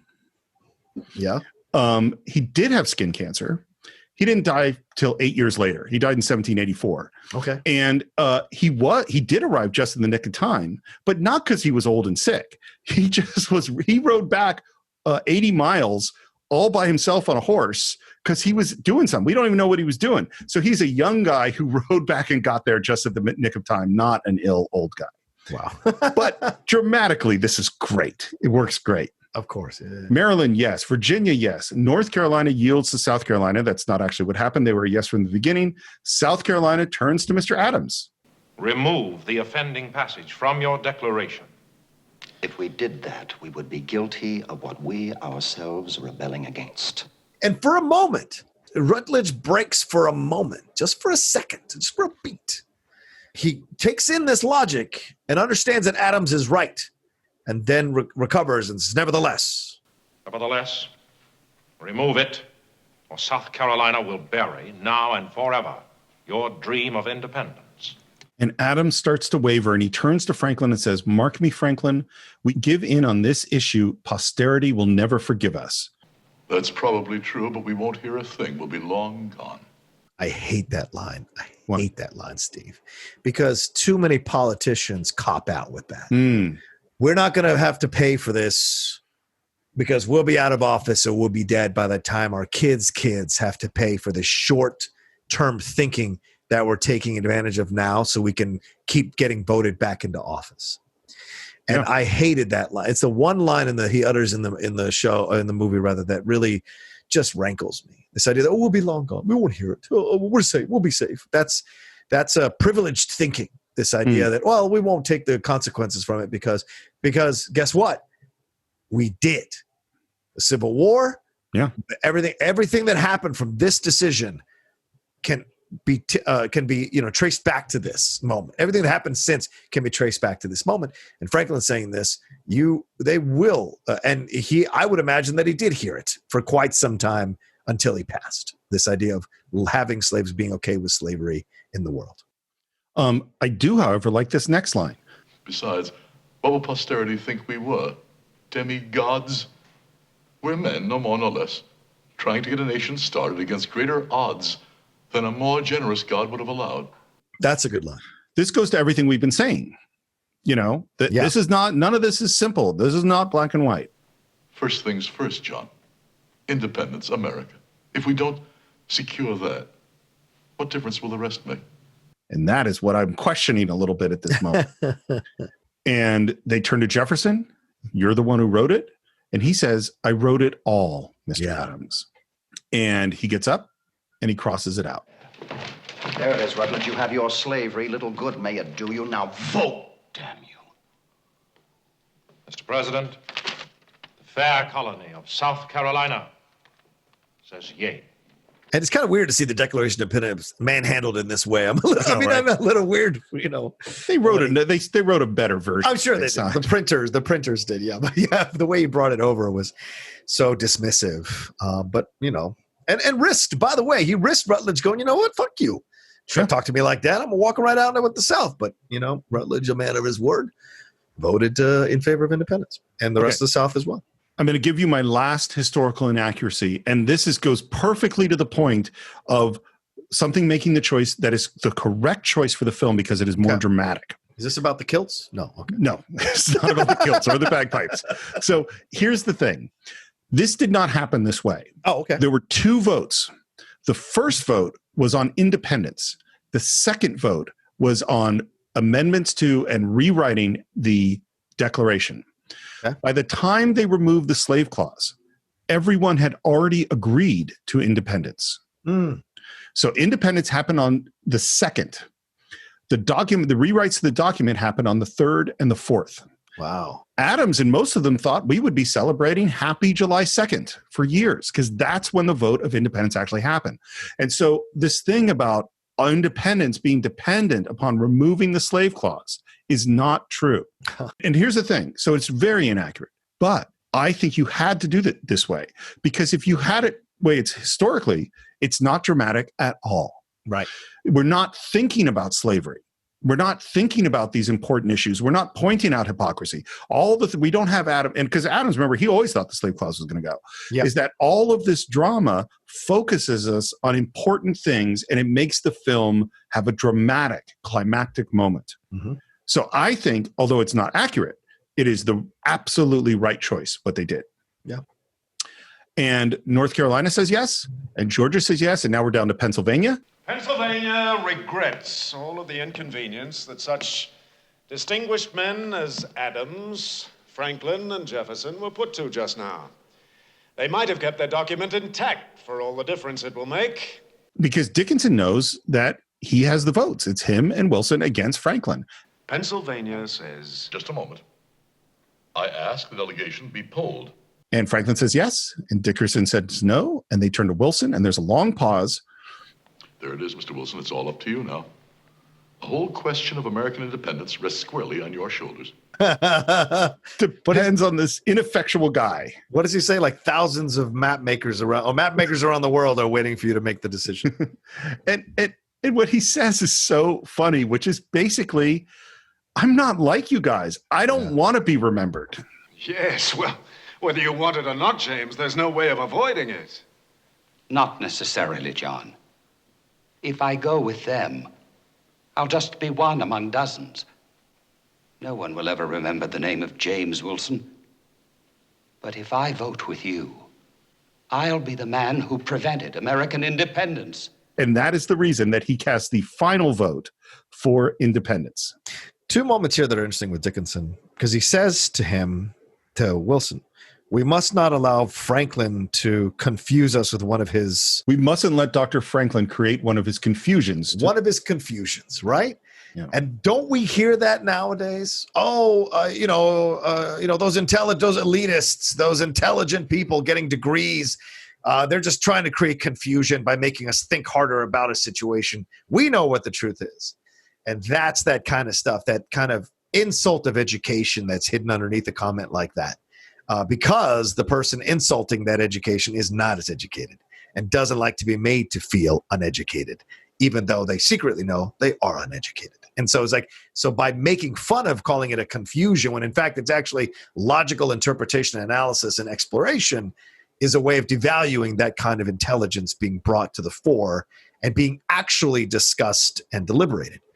And so that's a moment too. But Dickinson's like legitimate hurt that Wilson turns on him at the end, and then his lashing out as a final shot at this whole thing, saying, is this how countries are born?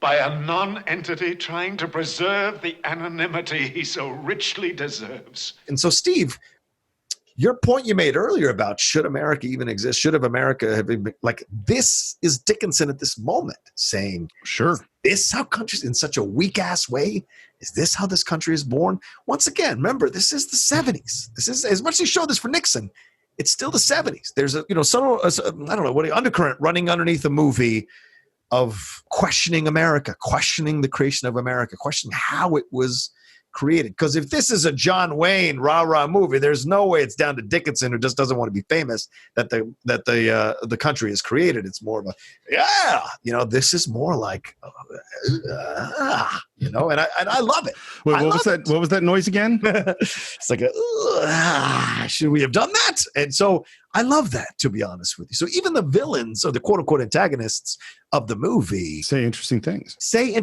and legitimate comments, legitimate attacks. And I like that about the film. So you remember how a few minutes ago I said that I was giving you my last historical inaccuracy? I have two more that I forgot. Dickinson never said this. Yeah, go ahead. Yeah. That's correct. Yeah. Wilson had not been a judge. He wasn't a judge until after this. Oh, wow. He was not the swing vote. He was always for independence. Oh. He was not an ineffectual person. He was considered one of the leading thinkers behind the American cause, consistently supporting and arguing for independence. What? Yep. The only reason that he hadn't cast his vote is he wanted his district fully caucused before he cast his vote, but he was always for independence. Here's the more interesting one. Yeah. John Dickerson and the other member, there were 53 people, I think, that were in this Continental Congress. Yeah. We've slimmed it way down to a much smaller number. Yeah. So Dickinson and the other guy from Pennsylvania, Robert Morse, are the two people that wanted to vote against independence. Okay. They didn't vote against independence. When they saw what was going to happen, they absented themselves. They left in order for the resolution to be passed unanimously.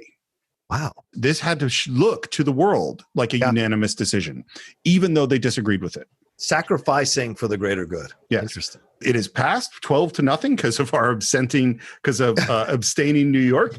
They have the declaration all ready to be signed. I guess they wrote a clean one really fast. And Hancock says, the chair proposes for our mutual security and protection. No man can sit in this Congress without attaching his name. I cannot, in good conscience, sign such a document. I will never stop hoping for our eventual reconciliation with England. But because, in my own way, I regard America no less than does Mr. Adams, I will join the army and fight in her defense, even though I believe that fight to be hopeless. Wow. And he leaves. And he really did. Dickinson joined the military. I believe he was a colonel. Two more things about him. Dickinson freed his slaves in 1777, the next year. Wow. Something Thomas Jefferson never did. Wow. Here's what Thomas Jefferson said about Dickinson. He wrote, "His name will be consecrated in history as one of the great worthies of the Revolution." This is the guy who's cast as the villain in this. Right. It is now July 3rd. The last argument we have is one you alluded to before. Yes. Unalienable versus inalienable. This is a great sequence. It's a good little funny bit. Fine, I'll let it go. I'll speak to that. Oh, good for you, John. Good for you. Apparently, John Adams was in charge of the printing of it, so he could have switched it. No surprise that he was in charge of the printing of it. And now it's time to sign the Declaration. And John Hancock, being the first signer, signs. People comment on that it's a big signature, which it is. And So then Fat George can read it. Yeah, and there's some jokes, and we're having fun. And in the midst of this, in walks our soldier again. Yeah. And now we hear another depressing letter from George Washington that there are 5,000 troops surrounded by 25,000 of the enemy. There's a huge fleet that's come into New York. Yeah. And he says, "As I write these words, the enemy is plainly in sight beyond the river. How it will end, only Providence knows. Dear God, what brave men I shall lose before this business ends." Yeah. And Thompson reading it is very moved. Oh, yeah. It's fantastic. And now this last sequence is all in one shot. The lighting has changed. We tear off that big calendar and we see that it is now the 4th of July. And Morris, the representative to New York, says, "To hell with New York, I'll sign it anyway." And everyone applauds. And now we go through the names and the signatures. And Rhode Island, Connecticut, New York, New Jersey, Pennsylvania, Delaware, and they bring it to Caesar Rodney, which is a great moment to sign it. Maryland, Virginia, North Carolina, South Carolina. The music grows more ominous. Georgia, the music has grown very ominous, and the camera has pulled back and back so far that, in fact, they had to cut a hole in the wall of the soundstage in order to get the shot this wide, because you see there was a wall there throughout the whole movie. True. And now we're way, way back, and it looks very, very painterly, very reminiscent of the signing of the Declaration of Independence paintings. And we pull back, and we go into a freeze frame, and we go into sepia, and then dissolve to the actual signatures on the Declaration of Independence, and end with the sound of the ringing of the Liberty Bell.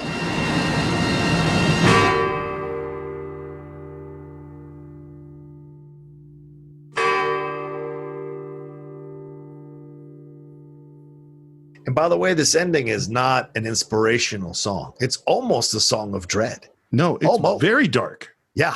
And that's like fascinating to see that. Like this is supposed to be some uplifting film about signing the Declaration of Independence, but look, it's telling you, look at the cost and the price we paid for this country to be in existence. Was the cost worth it? You know, it leaves you with that thought as you walk out of that theater. I'd be surprised if anybody walks out of the theater going rah, rah, rah about America. It's more not. About, it is exactly. It's definitely not rah, think. rah, rah.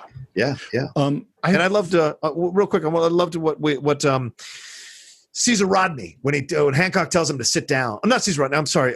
Who's the other guy? I forget his name. The other guy that kept running to the tavern all the time. It's Hopkins. Stephen Hopkins. Yeah, Hopkins. Yeah, Hopkins stands up and Hancock tries to get him to sit down. Hopkins says, "Nah, I want to look in each man's eyes as they sign the Declaration of Independence." Right? This idea that I want to know for myself, because I've been in this Congress a long time, been alive a long time. I want to know for myself what's going on in your eyes as you sign this, that you're really committed to this. And I appreciate that moment. Yeah. I really don't have very much about reception at all. It grossed $1.8 million in the first 6 weeks, which is a moderate hit for 1972. It's not in comparison to things that are coming out like The Godfather at that time. I saw one review, which you're not going to like, but it was so funny that I have to read it to you. It said, this is from the New York Times: "The music is resolutely unmemorable. The lyrics sound as if they'd been written by someone high on root beer." I just thought that was such a terrible but hilarious bad review line. Oh my gosh. To you. That's terrible. That's a terrible. I know. I'm sorry. So I just want to go into one small thing of history, because we're talking about some of the most interesting people in our nation's history, and I want to talk about what happened to them next, which is, of course, John Adams became the first vice president of the United States under George Washington, and he became the second president of the United States. And as much as he was a critical, important, and profound person in the founding of our nation, both in the Declaration of Independence and in the Constitution, wasn't such a good president. And in particular, the Alien Sedition Acts, which was maybe one of the worst choices our early government made, other than, of course, slavery, was really not good. And it caused Jefferson to run against him in 1800. And they did not stay friends. Adams and Jefferson truly, truly disliked each other. And particularly, so Adams had been a president who did all these things that Jefferson didn't like. And then Jefferson is really, it's that election that really forms political parties, because he formed the Democratic Republicans, which is really the Democrats of today. And that Washington and Adams and Hamilton all believed that they were Federalists, but did not believe in parties. They thought political parties would ruin the country, and Washington, ironic. And so here you have Jefferson, who didn't like what Adams did as president, and then Adams didn't like what Jefferson was doing in forming these parties and what he did as president.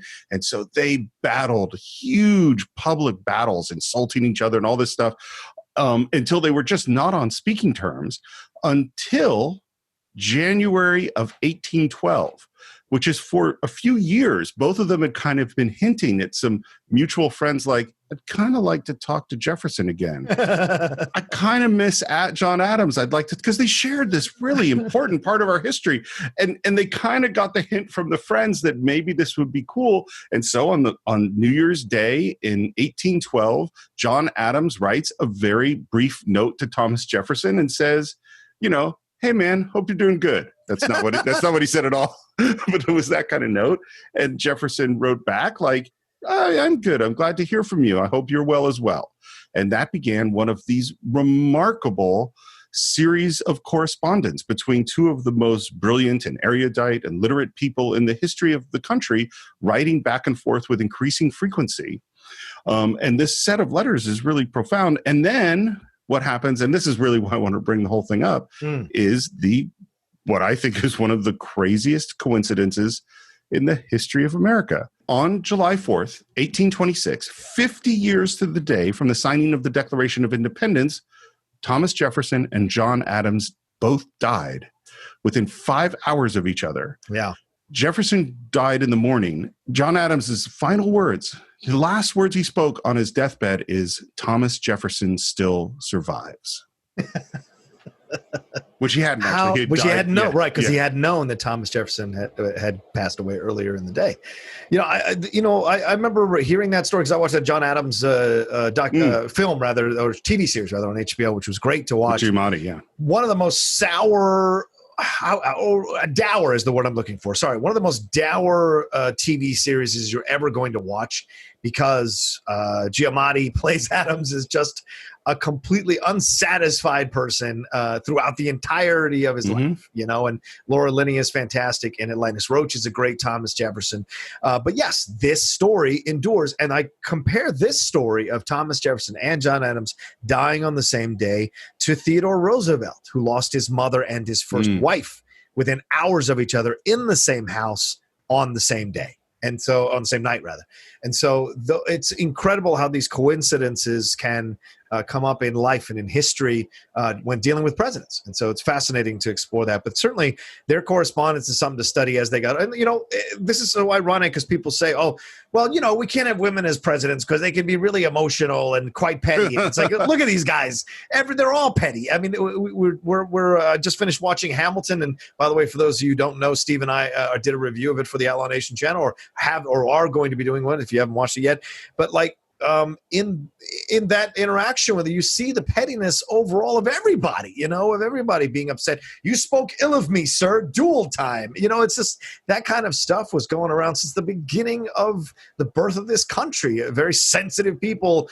We look at our founding fathers, we think they have thick skin, but they almost all, except for Washington, it seems like almost all got offended all the time and held grudges and had issues and didn't speak to people for years. So it's like high school. It's a pettiness of high school, even at the highest levels of accomplishment and intelligence, and status in this country. So it's so interesting to explore that. But also, both of these gentlemen incredibly intelligent. So why wouldn't they be in essence insulted and standoffish and eventually silent towards each other for a while until, Steve, as you and I both know, as you get older as men, you kind of start to mellow a little bit. You kind of start to put away some of that anger. You figure out how to kind of find the peace or be the bigger person. And especially as you probably get older into your 60s and 70s and 80s or whatever, you're just in that place where you're like, what was I mad at him for again? Yeah, I don't even remember. It's good. There's so much that has happened since, and you start to want to go back and maybe reconnect with the people you lost touch with who were really there with you during some of the most important years of your life. And certainly Jefferson and Adams were around each other during the birth of this country and during their presidencies. So rekindling that connection was in the cards. Well, and they were literally the last surviving members of the Continental Congress. So they're the only people that remember this, this life, this world, this moment in history. And I do just want to comment briefly on what you said, because I think that's totally true about how we want to elevate these famous people to be, marble statues, and they didn't have all these emotions. But man, if you look at whether it's Lyndon Johnson or you look at Taft, or there are all these presidents who are brilliant and talented and interesting and complicated and angry and vengeful and nasty. Sorry, I don't mean to say that Taft was those things, but Lyndon Johnson definitely was. Poor Taft. He just wanted to be on the Supreme Court. That's all he really wanted. He never wanted to be president. Teddy made him be president. Yeah. So I will give my final thoughts first, because it's really your film. I don't love the movie. I appreciate the movie. There are things in the movie that I loved. There's some very fun, light musical numbers that I really like. I like William Daniels. I like Ben Franklin. And I do like Ken Howard as Thomas Jefferson. The Molasses to Rum to Slaves song is very disturbing and powerful. What I do like the most about it, and this has happened over and over again, is sometimes our most interesting conversations are not necessarily about movies that both of us love. Yeah. Is that there was so much here because at this moment in time, discussing the origins of this country, both the great things about its origin and the original sins of the origin of this country, most particularly slavery, it was important to have this conversation, and it was important for me to have this conversation. Yeah. And we wouldn't have had it if I hadn't watched the movie. I think it's a perfectly good movie. To me, it's not a great movie, but I did enjoy it. And I think for anyone who both is a lover of history and then also a lover of music and a thinker about film, this is a really interesting movie, particularly because it comes much, we talked about Guess Who's Coming to Dinner in the first part, is it comes at this moment of the transition from old school Hollywood into the film and cinema of the 70s. And this sits in there. Mostly, I think it's old school with a little bit of influences, a little bit of darkness, particularly in the song about slavery and the last moment that are very much of the 70s. So that's my final thoughts. Well, look, this is one of my favorite musicals, bar none. And I don't care what other reviews say, could give a rat's ass. I enjoyed it. I love the music. I love the lyrics of pretty much almost every song. Not every song, obviously, but most of the songs. I like the performances here. This is William Daniels at his best, Howard Da Silva at his best, a young Ken Howard, which you can enjoy, a beautiful Blythe Danner. And every single actor, aside from maybe that I can't remember what state he's from. He was one of the guys who was supposed to write the Declaration of Independence. I just don't like his portrayal. It feels very theatrical, but everyone else feels very organic within what's happening in the film. And you can connect and understand these people and understand these characters and what they're going through. And I love the fact that the film doesn't shy away from the darker aspects of what created this country. And Roger Ebert wrote his review saying, it's an insult to Jefferson, blah, blah, blah, blah, blah. Whatever. To me, I think it's an interesting portrayal of the situation that does not default into a Lifetime Channel approach. It does not default to everything being hunky-dory and happy-go-lucky and, we got over that slavery thing. No, it deals with the reality of what was actually what the compromises and sacrifices that actually had to be made for this country to exist, to come into existence. And then it was just getting that vote. Never mind that we had to actually fight a war to win that independence, to achieve that independence. as a country. There was more to come. This is just one piece of that puzzle to get us to become a full-fledged country overall. And clearly there must be some bubbling, great, powerful interest in this movie. It has gone from video cassette to laser disc. There's been director's cuts. There's a 4K Blu-ray, 4K master.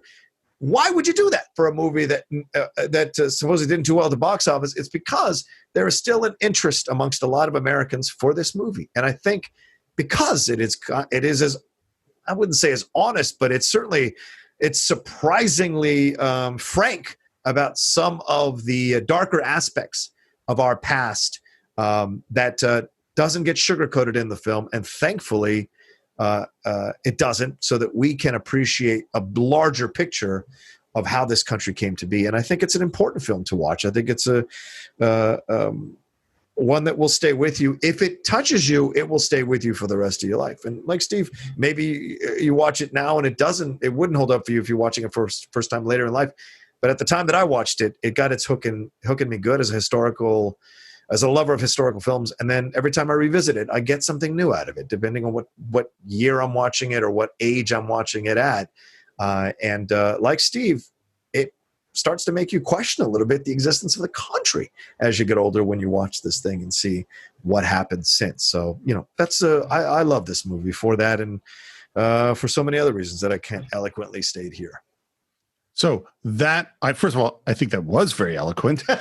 And that is what we think of 1776. Of course, we always want to hear what you think. Do a search for the Cine-Files on Facebook to leave your messages. You can subscribe to the show on iTunes, YouTube, Spotify, Google Play. Leave your reviews on iTunes, comments on YouTube. If you want to support the show, we have brand new tiers now that you can support on patreon.com/The Cine-Files. You can buy or stream 1776 via Amazon Prime, along with every other movie we've ever reviewed on cinephiles.net. If you want to reach me, you can do it on Twitter at SR Morris, on Instagram at SR Morris1. The Cine-Files has its own social media presence, Cine_Files on Twitter, the Cine-Files podcast on Instagram, and John has an entire nation of social media and internet presence. John, how would they find you? Yeah, please. You can find the Outlaw Nation. You can find me first at The Roca Says on Twitter and on Instagram. And come and subscribe to the Outlaw Nation YouTube channel, where we do a bunch of content surrounding film, sports, entertainment, professional wrestling, and assorted other things there. Reviews, trailer reactions, what have you. All there on the Outlaw Nation channel, which is youtube.com/John Roca Says. Also, Steve Morris. If you didn't know this, Steve Morris was a recent guest on the Outlaw Nation show. And if you haven't watched that episode, do yourself a favor and go and enjoy 2 hours and 20 minutes of Steve and I talking about our journey on the Cine-Files, our love of films, and answering questions from the fans who chimed in, and Steve's upcoming book about directing. So all of that is covered there. If you haven't watched that episode yet, go and watch it or listen to it on the Outlaw Nation Podcast Network. I have that up as well with all my content. For those of you who just like to consume it in podcast format, you can do that on the Outlaw Nation Podcast Network, wherever you download podcasts. So. And first of all, it was really fun appearing on Outlaw Nation. I would look forward to doing it again. And I think that is it for this week. We will see you next time with another great film on the Cine-Files.